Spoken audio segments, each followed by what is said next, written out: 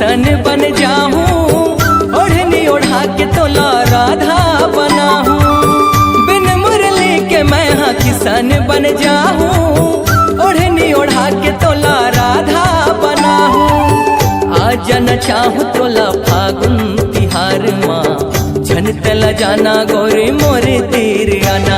आज रंग हूँ गुलाबी गोरी तोरे गाल, आज रंग हूँ गुलाबी गोरी तोरे गाल। आज रंग ही गुलाबी गोरी तोरे गाल, आज रंग ही गुलाबी गोरी तोरे गाल। बिन मुरली के मैं हाँ किसन बन जाऊं, ओढ़नी ओढ़ा के तोला राधा बना हूँ। बिन मुरली के मैं हाँ किसन बन जाऊं, ओढ़नी ओढ़ा के तोला राधा बना हूँ। आज न चाहूँ तोला फागुन तिहार माँ, झन तला जाना गोरी मोरे तीर आना। आज रंग हूँ गुलाबी गोरी तोरे गाल, आज रंग हूँ गुलाबी गोरी तोरे गाल। आज रंग ही गुलाबी गोरी तोरे गाल, आज रंग ही गुलाबी गोरी तोरे गाल।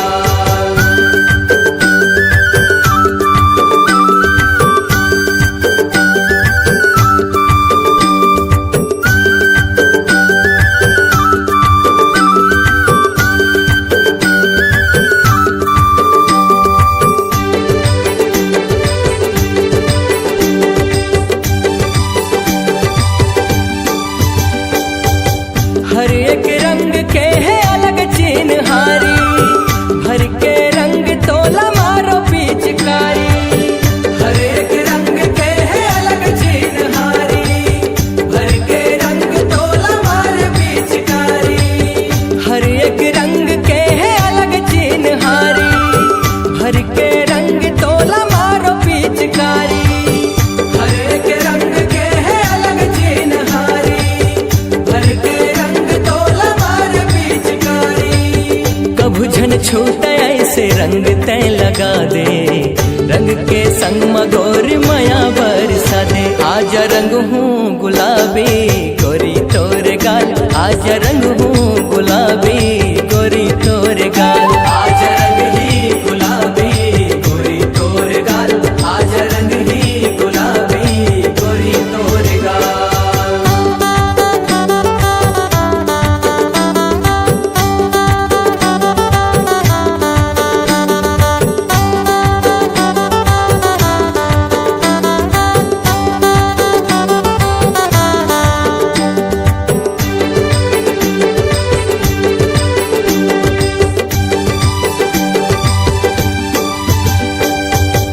रंग हूँ ऐसे तोरे रूप निखर जाही, चंदा घलो हंसऊ है देख के लजाही। रंग ही ऐसे तोरे रूप निखर जाही, चंदा घलो हंसऊ है देख के लजाही। रंग हूँ ऐसे तोरे रूप निखर जाही, चंदा घलो हंसऊ है देख के लजाही। रंग ही ऐसे तोरे रूप निखर जाही, चंदा घलो